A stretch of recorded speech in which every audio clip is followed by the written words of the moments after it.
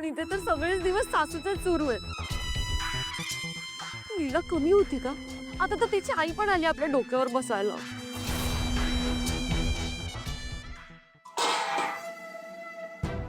हे काय अजून एवढी झाली का भांडी घासून?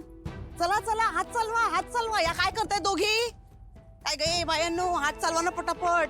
हा एवढी झाली का भांडी? ही भांडी झाली हा की हे कपडे हे धुवायचेत, आपटून आपटून धुवायचेत. हा हा नाही तर पाण्यातून बुचकळून काढा. भैया पण ऑलरेडी इतकी भांडी दिलीत तुम्ही, ती घासेपर्यंत रात्र होणार आहे. अगं बाई, म्हणजे काय ही भांडी घासण्यात काय अख्खा दिवस घालवणार आहात?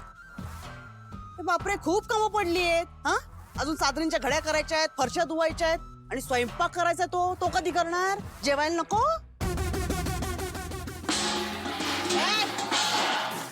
उचल उचल ते आधी उठा. उचल उचल या बाईचं. आण बाहेर. आराम त्यांना दे घासा परत ते. जेवण करतो ना आपण, हा पीठ मळायचं, त्याच्यात माती जाईल ना. दे दे घासायला दे. घासा. माझ्या लेकीचं लग्न मोडणार होतात ना, नाही या सगळ्या कामाने तुमचं कंबरड आणि तुमचा हा माज मोडला ना, तर नावाची कालिंदी नाहीये मी.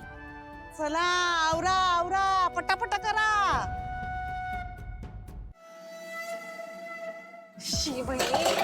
किती घाण आहे ही भांडी. खूप ऐकून घेतलं या बाईचं. अति बोलते ही बाई, अति बोलते. हीच वेळ मी हिच्या मुलींवर आणणार आहे. लीला, रेवती, तुम्ही माझ्यासमोर लोळलात ना जरी, तरी तुमच्या पदरी सुख नांदू देणार नाहीये मी.